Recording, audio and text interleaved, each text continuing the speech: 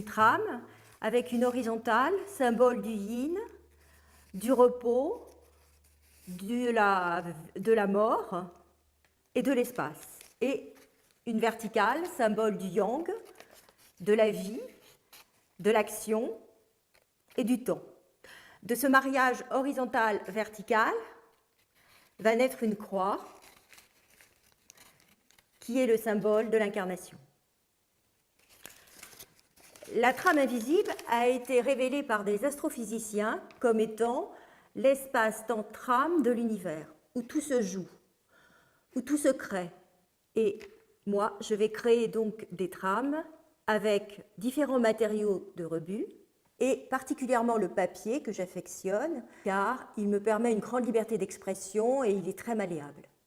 Et le papier provient du végétal, qui est un règne très en souffrance actuellement. Donc cela me touche, m'émeut et me donne vraiment envie de créer et de pratiquer mes recherches en art plastique au niveau de ce végétal, qui s'insère complètement dans le développement durable et la protection de la planète.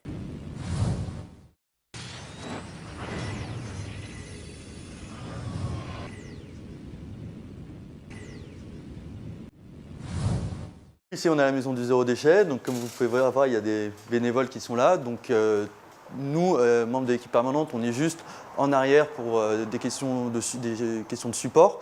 Donc, mais c'est les bénévoles qui gèrent aussi bien l'aspect boutique que l'aspect atelier.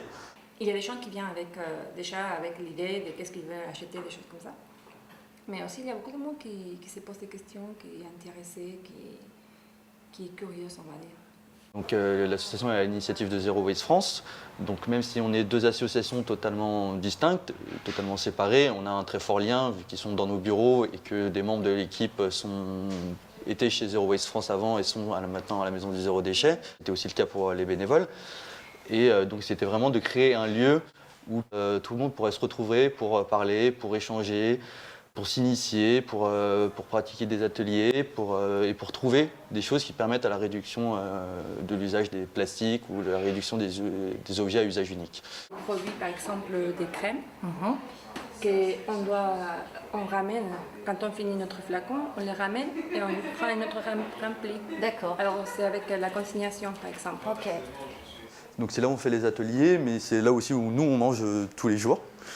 Et dans la salle du fond, où vous voyez toute l'équipe Zero Waste qui est en train de travailler, c'est là où nous faisons les conférences, où on accueille généralement une cinquantaine de personnes. Les grandes étapes à appliquer pour adopter efficacement une démarche zéro déchet dans l'ordre. Et c'est important tout à fait d'appliquer dans l'ordre.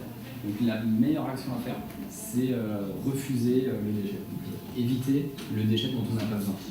La clientèle est très variée, même si bon, on sait qu'on a une présence un peu plus féminine quand même. On a des gens de province qui sont venus à Paris et qui viennent dans le 18e spécialement pour voir la maison du zéro déchet. On a eu une visite par exemple d'une membre de Zero Waste Ukraine qui est venue à Paris et qui est venue spécialement à la maison du zéro déchet pour voir comment ça se passait ici et comment on faisait. Donc là-dessus aussi, c'est quelque chose qui nous donne la force de continuer, c'est qu'on a des publics divers et variés et qu'on a un public qui est de plus en plus présent et qu'on sent venir de plus en plus. Donc ça nous renforce dans cette volonté de continuer encore mieux et encore plus pour la maison du zéro déchet.